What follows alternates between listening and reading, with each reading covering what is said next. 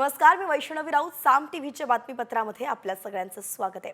आज रामनवमी आहे आणि त्यामुळे शिर्डीत अगदी भाविकांनी साई नगरी फुलून गेलेली आहे. शिर्डीत सकाळपासूनच रामनवमीचा उत्साह पाहायला मिळतोय. साई समाधी मंदिर आणि साई मूर्ती विविध रंगबिरंगी फुलांनी सजलेली आहे. साई मूर्तीला कोट्यवधी किमतीची सोन्याची आभूषणंही चढवण्यात आली आहे. तर आज साई मूर्तीच्या विलोभनीय रूपाचं दर्शन भाविकांना होत आहे. साम टीव्हीवरती सुद्धा आपण एक्सक्लुझिव्ह दृश्य पाहतोय. साईंचे हे विलोभनीय रूप जे आहे ते एक्सक्लुझिव्हली साम टीव्हीच्या प्रेक्षकांसाठी.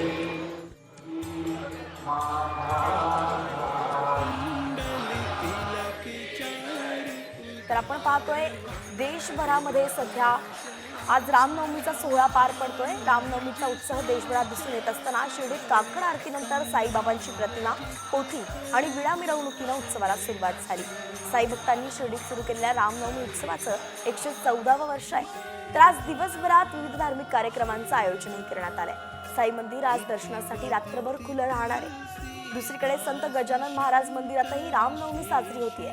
राज्यभरातून शेकडो दिंड्या शेगावात दाखल झाल्यात. तर अयोध्येत दुपारी 12 वाजता राम जन्मोत्सव सोहळा पार पडणार आहे.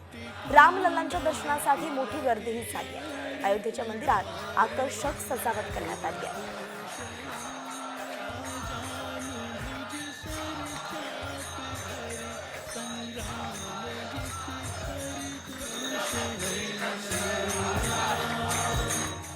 आणि यानंतर आपण देशभरातल्या बातम्यांचा अगदी वेगवान आढावा घेऊयात. वळूयात टॉप 50 कडे. भारतातील पहिला व्हर्टिकल लिफ्ट समुद्री ब्रिज तयार झालेला आहे. रामनवमीला भारतातील पहिल्या उभ्या लिफ्ट रेल्वे समुद्री पुलाचं उद्घाटन होणार आहे. पंतप्रधान मोदींच्या हस्ते आज पंबन ब्रिजचं उद्घाटन होईल. तर रामेश्वरमला मुख्य भूमीशी जोडणारा हा पूल जागतिक स्तरावरती भारतीय अभियांत्रिकीचा एक उल्लेखनीय पराक्रम आहे.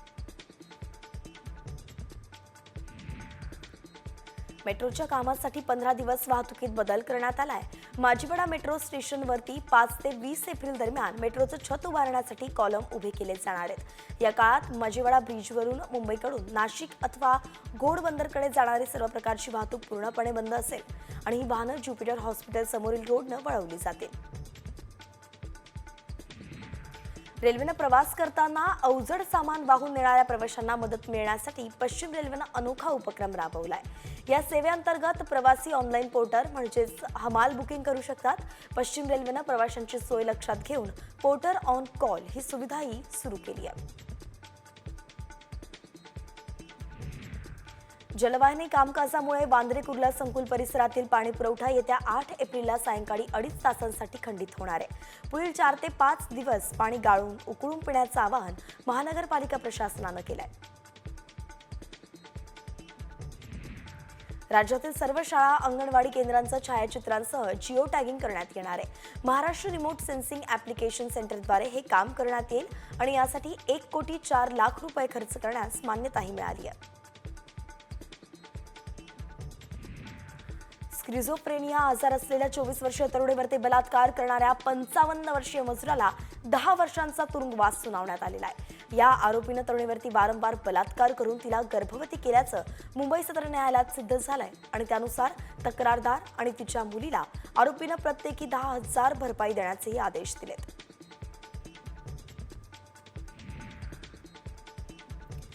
IPLमध्ये राजस्थान रॉयल्सनं पंजाब किंग्सचा 50 धावांनी धुव्वा उडवलाय.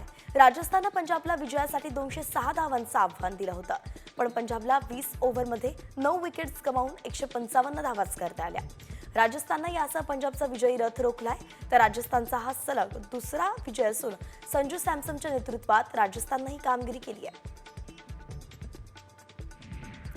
तर राजस्थानच्या विजयासह कर्णधार संजू सॅमसननं रेकॉर्ड केलेला आहे. संजूनं राजस्थान रॉयल्सचा दिग्गज कर्णधार शेन वॉर्नचा रेकॉर्ड ब्रेक केलाय. संजू राजस्थान रॉयल्सचा सर्वात यशस्वी कर्णधार ठरलाय. संजूच्या नेतृत्वात राजस्थान रॉयल्सचा हा 32वा विजय ठरला.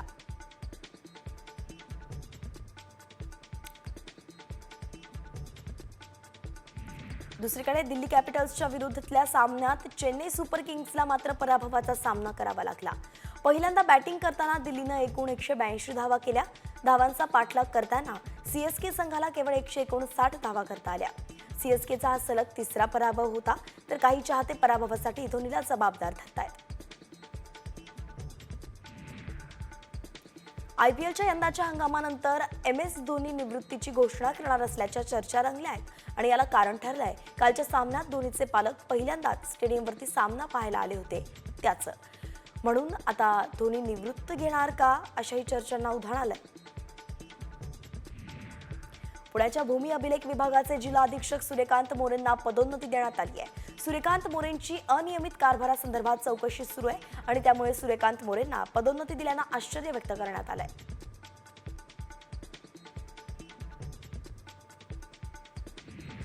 मुंबईचे डबेवाले बुधवारपासून सुट्टीवरती जाणार आहेत आणि त्यामुळे 9 एप्रिलपासून 6 दिवस सेवा बंद असेल. मुंबईतील बहुसंख्य डबेवाले हे मुळशी, मावळ, खेड, आंबेगाव आणि जुन्नर या तालुक्यातून येतात आणि या गावांमध्ये सध्या यात्रोत्सव सुरू आहे. म्हणून या यात्रांमध्ये सहभागी होण्यासाठीच डबेवाले सुट्टीवरती जात आहेत. झेप्टो विरोधात मनसे आक्रमक झाली आहे. झेप्टोच्या खोटारडेपणाला मनसे स्टाईल उत्तर देणार असा इशारा मनसेचे मुंबई अध्यक्ष संदीप देशपांडे यांनी दिलाय. झेप्टोवाल्यांना मुंबईत फिरू देणार नाही असाही इशारा त्यांनी दिलाय. तर झेप्टोच्या गोडाऊनमधील अस्वच्छतेविरोधात मनसे आक्रमक झाली आहे.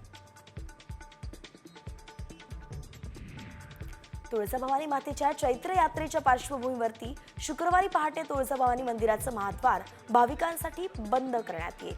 यात्रा कालावधीमध्ये भाविकांना बिडकर पायऱ्यांवरून मंदिरात सोडण्यात येणार आहे. दरम्यान 12 एप्रिलला मंदिरात पौर्णिमा साजरी करण्यात येईल.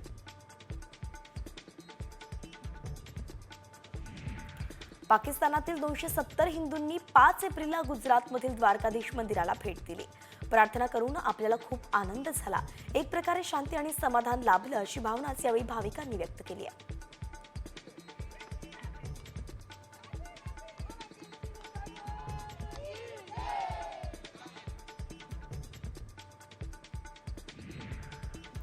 आणि आता बातमी छत्रपती संभाजीनगरमधून आहे. अतिशय धक्कादायक अशी बातमी आहे.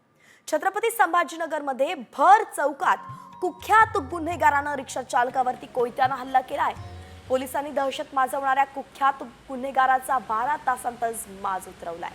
ज्या चौकात कोयत्यानं हल्ला केला होता अगदी त्याच ठिकाणी पोलिसांनी या गुन्हेगाराची धिंड काढली आणि या हल्लेखोरावरती बलात्कार, खून, लूटमारी यासारखे तब्बल 15 गंभीर गुन्हे दाखल असल्याचं कळत आहे. सय्यद फैजल उर्फ तेजा असे या हल्लेखोराचं नाव आहे.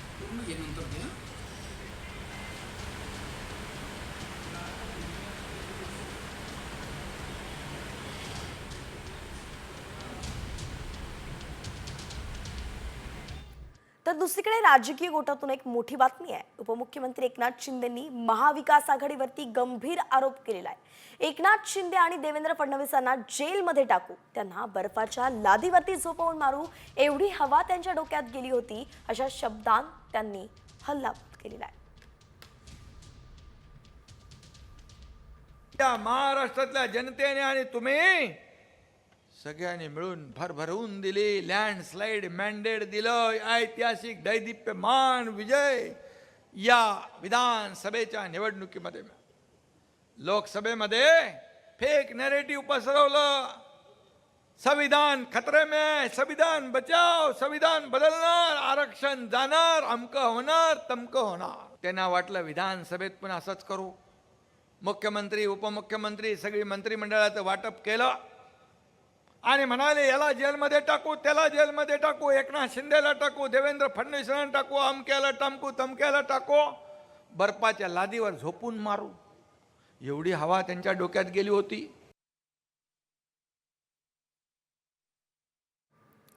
तर हा जो हल्ला बोल आता उपमुख्यमंत्री एकनाथ शिंदेंनी केलाय त्यावरती महाविकास आघाडीकडून काय उत्तर येतं हे पाहावं लागणार आहे. तुर्तास आपण राज्यभरातल्या बातम्यांचा वेगवान आढावा घेतोय. 36 जिल्ह्यांतील बातम्यांचा आढावा आहे. 36 जिल्हे 36 रिपोर्टरच्या माध्यमातून.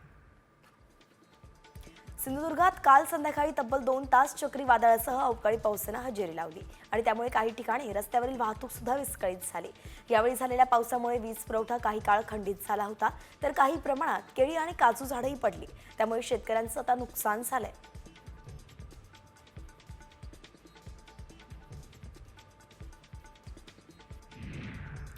राज्याच्या अनेक भागात अवकाळी पावसाचा धुमाकूळ सुरू आहे. रायगडच्या महाडमध्ये अवकाळी पाऊस झाला आणि बस स्थानकात पाणीच पाणी झालं. महाड एसटी स्थानकात रस्त्याच्या काँक्रिटीकरणाचं काम सुरू आहे, त्यामुळे उंच सखल भाग निर्माण झाला असून पावसानंतर बस स्थानकातील कंट्रोल केबिन समोर पाणी साचलंय.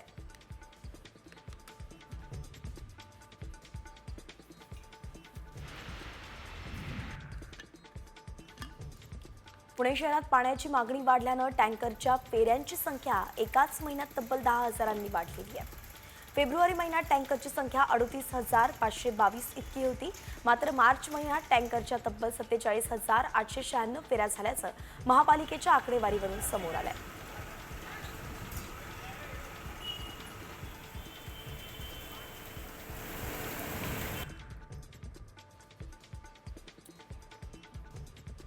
मार्च महिन्याच्या पहिल्या आठवड्यातच हिरव्या मिरचीच्या किमतीत मोठी घसरण झाली होती. मिरचीचा भाव 7 ते 8 रुपये प्रति किलो इतका खाली गेला होता, ज्यामुळे शेतकऱ्यांना मोठा आर्थिक फटका बसला. मिरची तोडणाऱ्या मजुरांच्या मजुरी सुद्धा शेतकऱ्यांना स्वतःच्या खिशातून द्याव्या लागल्या.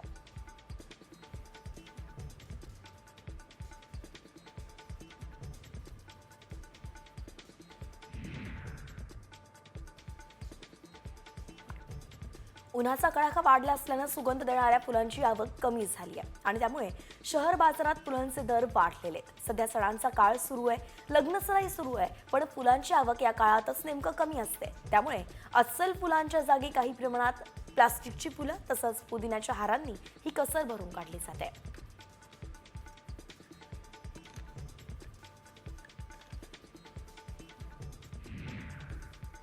वाशीच्या एपीएमसी फळ बाजारात गेल्या काही दिवसांपासून मोठ्या प्रमाणात हापूसची आवक वाढल्यानं दरात मोठी घसरण झाली आहे. त्यामुळे आता मागील 2 महिन्यांपासून सर्वसामान्यांच्या आवाक्याबाहेर असलेला हापूस आंबा आवाक्यात आलाय. आता एपीएमसी मध्ये तब्बल 64,184 पेट्या दाखल झाल्या आहेत.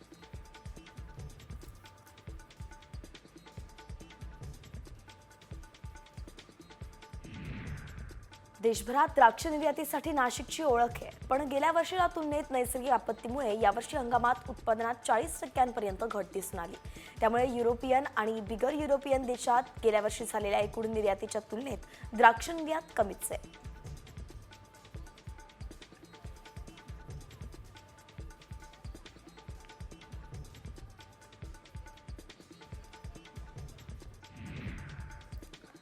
आता बातमी आहे साम टीव्हीच्या इम्पॅक्टची. नंदुरबार जिल्ह्यात अवकाळी पाऊस आणि गारपिटीमुळे प्रचंड नुकसान झालंय, पण जिल्ह्याचे पालकमंत्री आणि कृषी मंत्री गेल्या 2 महिन्यांपासून जिल्ह्याच्या दौऱ्यावरती आलेच नाहीयेत, तिकडे फिरकलेच नाहीयेत आणि त्यामुळे पालकमंत्री हरवलेत की काय अशी बातमी साम टीव्हीने दाखवली होती. त्यानंतर कृषी मंत्री 378 हेक्टर नुकसानग्रस्त भागाची पाहणी करणार असल्याचं कळतंय. पालकमंत्री झाल्यापासून माणिकराव कोकाटे हे दुसऱ्यांदा जिल्ह्यात येत आहेत आणि नुकसानग्रस्त भागाची ते पाहणी करणार आहेत. साम टीव्हीच्या बातमीचाच इम्पॅक्ट आपण पाहतोय.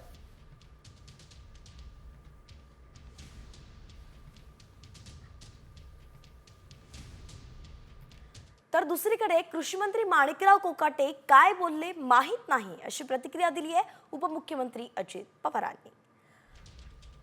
लाईटली बोलून कुणालाही दुखावू नका, शेतकऱ्यांबद्दल आम्हाला आत्मीयता आहे असंही अजित पवार म्हणालेत. तर नुकसान पाहणी दौऱ्यादरम्यान कर्जमाफी मिळाल्यानंतर त्या पैशांचं काय करता, शेतीमध्ये गुंतवणूक करता का असा सवाल कोकाटेंनी शेतकऱ्यांना विचारला होता आणि त्यावरून राजकीय प्रतिक्रिया बऱ्याच येत होत्या. त्यावरच आता कोकाटेंचे पक्षप्रमुख जे आहेत अजित पवार यांनी ही प्रतिक्रिया दिली आहे.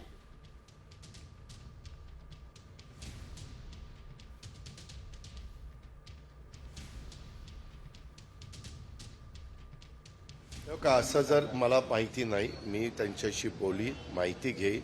नाहक असं कोणी लाईटली बोलून कुणाला दुखवण्याचं काही कारण नाही, कारण तो लाखाचा पोशिंदा आहे.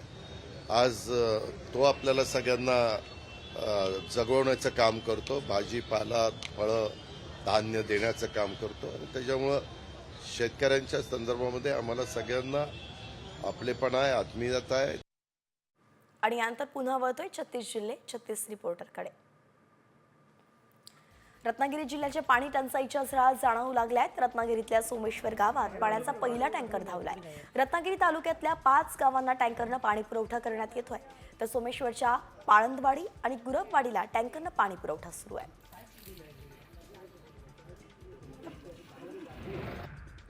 नांदेडच्या विहीर दुर्घटनेनंतर धोकादायक विहिरींचा प्रश्न ऐरणीवरती आलाय आणि त्याच पार्श्वभूमीवरती नांदेडच्या सर्व धोकादायक विहिरींचं तातडीनं सर्वेक्षण करण्याचे आदेश जिल्हाधिकारी राहुल कर्डील यांनी दिले. यात प्रामुख्यानं रस्त्याच्या कडेला असलेल्या विहिरींच्या नोंदी घेऊन अहवाल सादर करण्याचीही सूचना आहे.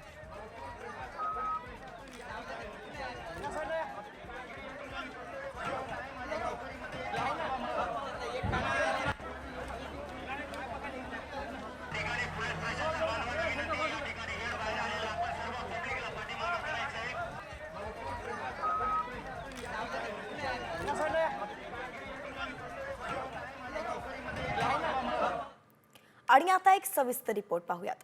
तुम्ही कुकरमध्ये शिजवलेलं अन्न खाता का? कारण तुमच्या कुकरमध्ये तुम्हाला कॅन्सर सारखा गंभीर आजार होऊ शकतो असा दावा करणारा एक व्हिडिओ सोशल मीडियावरती व्हायरल होतोय आणि म्हणूनच आम्ही याची पडताळणी केली आहे आणि मग आम्हाला काय सत्य कळलंय तुम्हीही पहा. इस कुकर की छोटी सी रबड़ कैंसर का कारण हो सकती है. अगर आपके घर में भी कुकर में अगर वो फूड ग्रेड रबड़ नहीं है तो आज ही चेंज कर दीजिए, क्योंकि नॉर्मल रबड़ बहुत सस्ती आती है. इस चक्कर में लोग सस्ती रबड़ चढ़ा लेते हैं, क्योंकि खाना बनाते समय जब ये रबड़ गर्म होती है तो ये पिघलकर माइक्रोप्लास्टिक में बदल जाती है और आपके खाने में चली जाती है और इसमें कैंसर को जन्म देने वाले तत्व होते हैं. हा दावा ऐकून तुम्हाला धक्का बसला असेल, कारण बऱ्याच गृहिणी जेवण करण्यासाठी प्रेशर कुकरचा वापर करतात. त्यामुळे खरंच हे सत्य आहे का? कुकरचा रबर इतका घातक असतो का? याची सत्यता जाणून घेणं गरजेचं आहे. तुमच्या कुकरमुळे कॅन्सर. कुकरच्या रबरमुळे कॅन्सरचा धोका.